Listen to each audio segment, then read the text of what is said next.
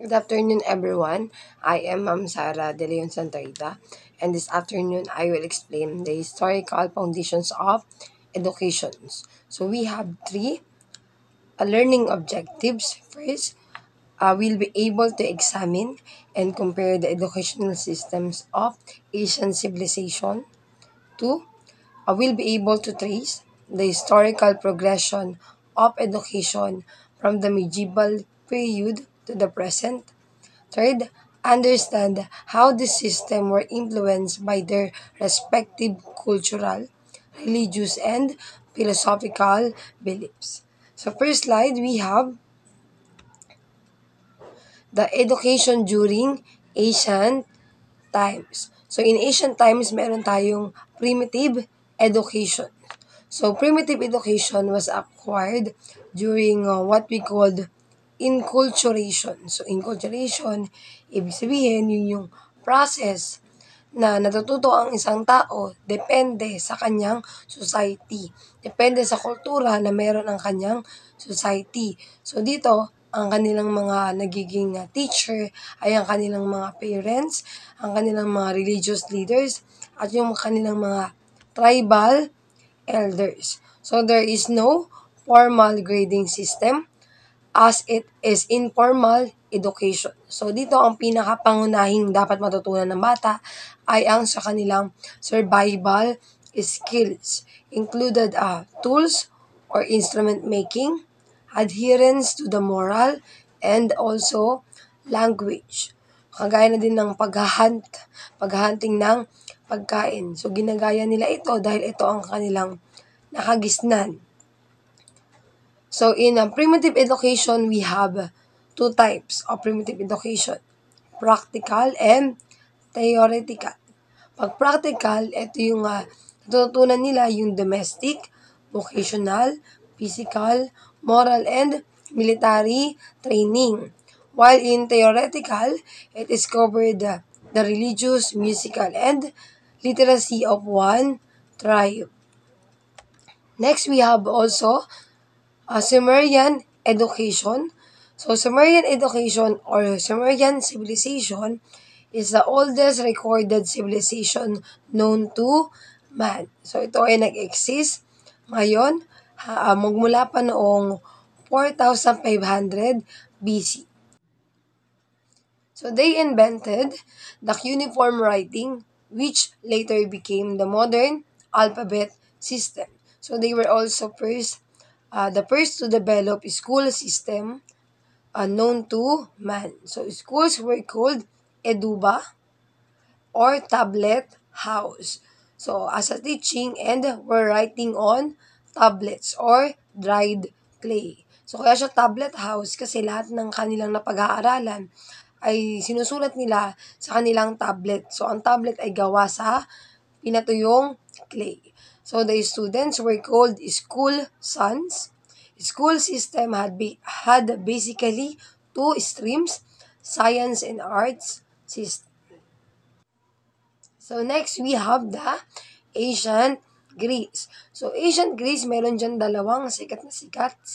Ito ang Athens and Sparta. So sila po ay mag-opposite, magkabaliktad. So when we say Sparta, so sila ay sikat sa kanilang military training at pagkakaroon ng loyal soldiers. So tinetrain nila kahit bata pa ang mga kanilang ang kanilang mamamayan para maging handa sa digmaan. So the state is the sole agency of education.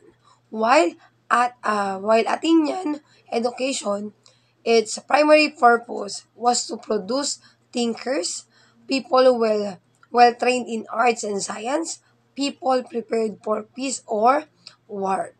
So good citizenship was the foremost aim. Next, we have education during medieval time. So, ito na yung ating pangatlong slide. So, sa medieval times, meron tayong apat na sikat. So, we have monasticism, scholasticism, chivalry, and the guild system of education. So, ito ang ating unang picture. Ang unang picture, meron tayong monasticism. So, monasticism or monastic education, the primary centers of learning were monasteries, kung saan ang mga estudyante ay pupunta sa mga monasteryo at doon sila tuturuan ng mga monks. So, tinuturuan sila gamit ang mga manuscript, including the Bible na ginawa ng mga philosophers. So, ang kanilang pagtuturo ay nakapokus sa religion, kung paano ba mamuhay ang isang mga monks at paano nila i-dedicate ang kanilang pag-aaral sa pagdadasal. Next, we have scholasticism. So, scholasticism was influenced by one of the greatest thinkers like Thomas Aquinas. So, dito, in-emphasize nila yung faith with reason, emphasizing rational discourse to understand religious truths. So, dito natututo kang mag-critical analysis, mag-reasoning sa mga text para mas matutunan mo ano ba yung talagang reasonal truths. So, dahil dito sa scholasticism, nagkaroon ng foundation development ang tinatawag natin ngayong philosophy. Pangatlo, we have chivalry. So, chivalry ay not primarily concerned with education in the academic sense, but with the personal development of training of knights. So, dito, tinetrain nila ang kanilang mga estudyante sa martial arts, martial powers, ability to fight. So, ability to fight habang meron kang courage and honor. So, chivalry education didn't focus on intellectual study, but it shaped the broader culture, especially in the courts of knights, kings, and aristocrats. So, it influenced literature, art, and social expectation while fostering ideas or nobility and honor. Last, sa medieval period, meron tayong guild. The guild system. So, the guild system ay tumutukoy sa pagtitraining at mas kilala sa marksman, sa paggawa ng mga crops, sa pagtitrade ng mga crops. So, these guilds were associations of craftsmen or merchants that regulated their trades, set standards, and provided training. The guild system contribute to the significantly development of practical skills and expansion of urban economies. So it was an important vehicle for social mobility.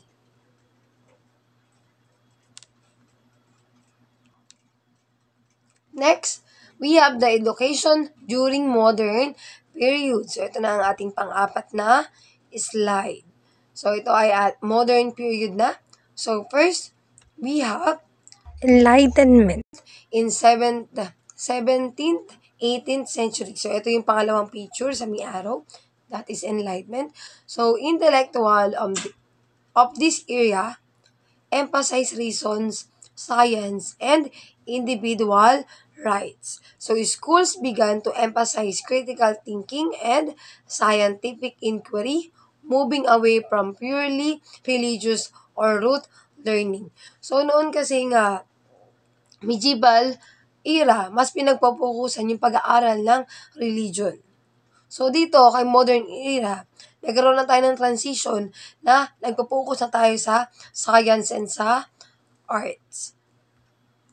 And also, next we have the Industrial Revolution. So ito ay nangyari after ng Enlightenment, late 18th to 19th century. So dahil nga kailangan magkaroon ng innovation, nagkaroon na ng malaking demand sa educated workforce. This led to the establishment of state-sponsored education systems. Many Western nations such as Britain the United States and France began developing public school systems that were free or inexpensive, which made education more accessible to the working classes.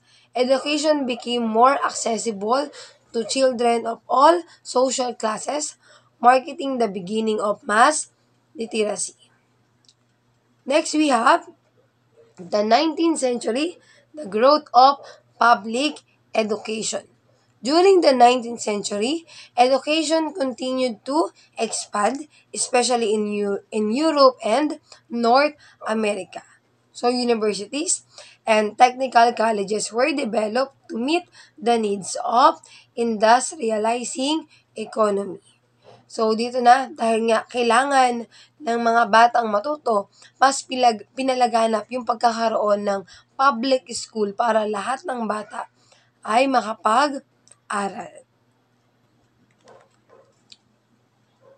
Okay, next we have the 20th century expansion and reform. So the progressive education movement, which was influenced by John Dewey, focused on child-centered learning, emphasizing hands-on experience, critical thinking, and social responsibility.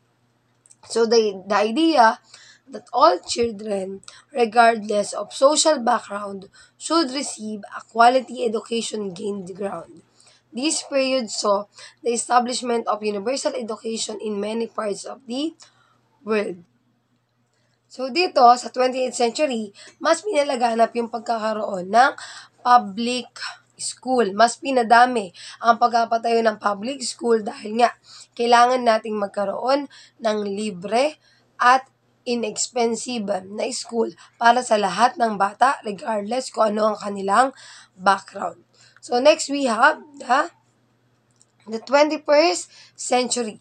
So dito nakapokus ang globalization, technology, and new challenges. So dito natutong gumamit ng mga internet and digital technologies like computer, cellphone. So efforts have been made to make education more inclusive for students with disabilities as well as those from diverse racial, ethnic, and socio-economic backgrounds. So dito, mas in-emphasize yung paggamit ng technology habang ikaw ay paggamit ng technology sa education system and also ang pag-inclusive, pagsama sa mga taong may kapansanan or disabilities. So dati kasi meron silang discrimination sa mga batang may iba't iba ang lahi, iba't iba ang kulay, or may disabilities. So dito sa 21st century, binigyan ng pansin na dapat, regardless kung ano ka pa, ano ang itsura mo, saan kang lahi, dapat ikaw ay mabigyan ng sapat na edukasyon. So dito natatapos yung ating modern period. So pag-uusapan naman natin sa ating next slide, sa ating panglimang slide, ang history of Philippine education. So ano ba ang edukasyon sa ating bansa? So first we have the pre-colonial education before 1521, before na mapunta dito ang mga Spaniard. So ayon sa pag-aaral, bago pa magpunta dito ang mga Spaniard, tayo ay meron ng sariling education. So indigenous Filipinos had a system of informal education based on practical skills and cultural values passed down orally. So, dito natututunan na ng bata yung pananahi, paghahanap ng pagkain. So, ito yung ating kauna-unahang education system. At dito, ginagamit nila ang baybayin. So, education was often tied to practical life skills, community values, and religious beliefs. And then, noong 1521 to 1898, dumating na yung Spanish colonial period. So the Spanish colonizer established a system of education that was heavily influenced by Catholicism. So ang Pilipinas ay isa sa mga bansa napakadami ng bilang ng mga taong Katoliko. So ito ay dahil sa impluwensya ng mga Spaniard. So Spanish missionaries built church schools like University of Santo Tomas or UST in 1580. So ito ay tinayo sa Manila ng mga Spanish, becoming the first university in the Philippines and one of the oldest in Asia. Next,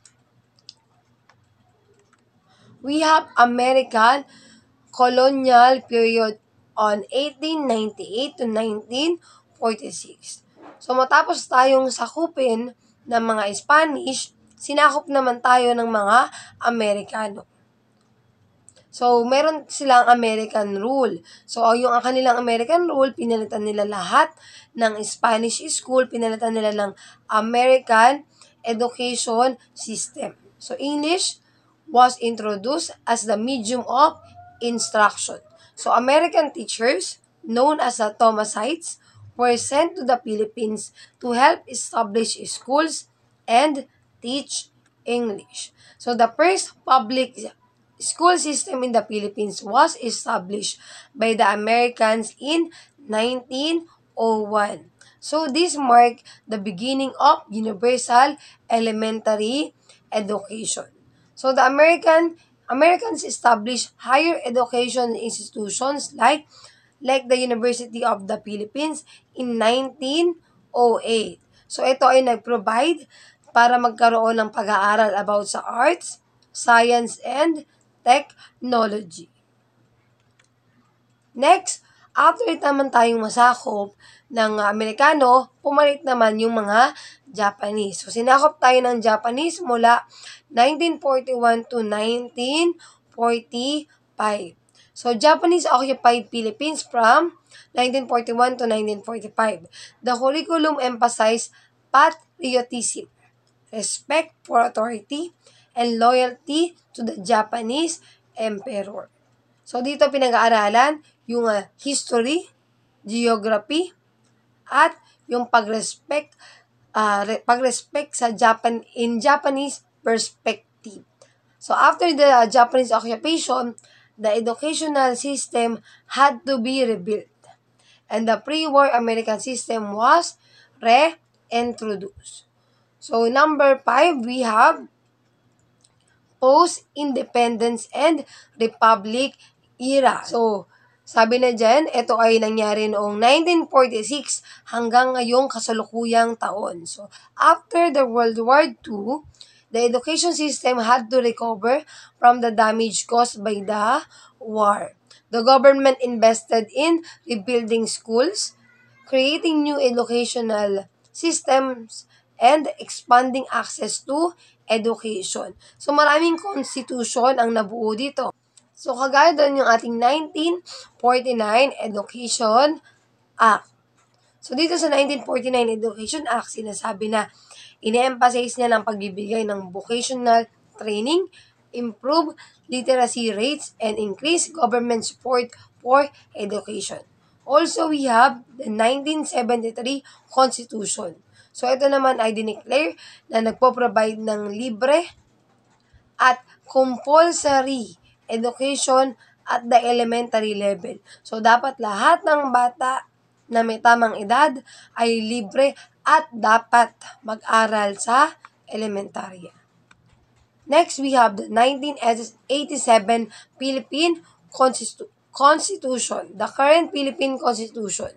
So, sabi dyan, ini-establish na dapat magkaroon ng quality education at all levels. Magbigay ng focus sa pagbibigay ng education sa lahat ng Pilipino, anuman ang lahi mo, saan ka man galing. So, lahat ay may karapatang mag-aral. Next, we have the K-12 education system.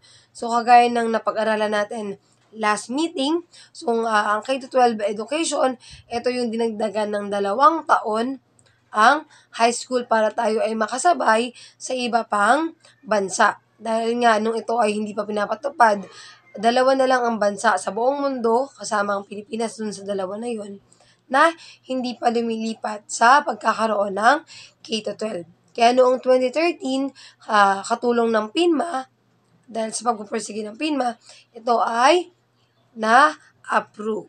So next, we have the latest matatag curriculum. So matatag curriculum ay kasulukuyang pinapatupad ngayon sa DepEd. So ang matatag curriculum ay may kasabihan, batang makabata, batang makabansa. So this is the assessment, the 3 question, and this is our video. Thank you. Modern education is a complex and dynamic system that has evolved over centuries to meet the changing needs of societies and individuals. From its roots in ancient civilizations to the sophisticated educational institutions of today, the history of modern education is marked by significant milestones, reforms, and innovations that have shaped the way we learn, teach, and interact with knowledge. Ancient and classical education. The origins of modern education can be traced back to ancient civilizations such as Mesopotamia, Egypt, Greece, and Rome. In these societies, education was often reserved for the elite and focused on subjects like philosophy, rhetoric, and literature. Students were taught by scholars and mentors, and learning was largely centered around oral instruction and written texts. Medieval and monastic education. During the Middle Ages, education was primarily provided by religious institutions, particularly monasteries and cathedral schools. The curriculum was heavily influenced by religious teachings and the study of Latin. Monks and scholars preserved and transmitted knowledge from ancient texts, contributing to the continuity of learning. Renaissance and humanism. The Renaissance period marked a revival of interest in classical learning, art, and science. Humanism emerged as a prominent educational philosophy, emphasizing the importance of critical thinking, individualism, and a well-rounded education. The invention of the printing press by Johannes Gutenberg in the 15th century played a pivotal role in disseminating knowledge to a wider audience. The Enlightenment and modern pedagogy. The Enlightenment era brought about significant shifts in educational philosophy. Thinkers like John Locke and Jean-Jacques Rousseau emphasized the importance of education in shaping individuals and society. New pedagogical methods emerged, focusing on reason, observation, and empirical evidence. The establishment of public schools and the spread of literacy further democratized education. Industrial Revolution and mass education. The Industrial Revolution in the 18th and 19th centuries led to profound social and economic changes. As societies urbanized and economies industrialized, the demand for an educated workforce grew. Mass education systems were established, providing basic education to a broader population and preparing students for industrial jobs. Modern schooling systems. The 20th century witnessed the expansion and diversification of education systems around the world. The introduction of compulsory education laws and the development of standardized curricula aimed to provide equal opportunities for all students. Innovations such as Montessori and Waldorf education offered alternative approaches to traditional schooling. Digital revolution and online learning. Advancements in technology, particularly the Internet, have transformed the landscape of modern education. Online learning platforms, virtual classrooms, and digital resources have made education more accessible and flexible. The digital revolution has also sparked discussions about the role of traditional classrooms and the future of education. Inclusion and special education. The latter half of the 20th century saw a growing emphasis on inclusive education and the recognition of diverse learning needs. Special education programs were developed to support students with disabilities, ensuring that education is accessible to all. Globalization and lifelong learning. In the 21st century, education is increasingly viewed as a lifelong process that extends beyond traditional schooling. Globalization has brought about cross-cultural exchange and the recognition of diverse knowledge systems. Lifelong learning initiatives encourage individuals to continue acquiring new skills and knowledge throughout their lives. The history of modern education is a testament to human innovation, adaptability, and the recognition of education as a cornerstone of societal progress. From ancient civilizations to the digital age, Education has evolved to meet the changing needs of individuals and societies, shaping our understanding of the world and empowering generations to come. As technology continues to advance and societal needs evolve, the story of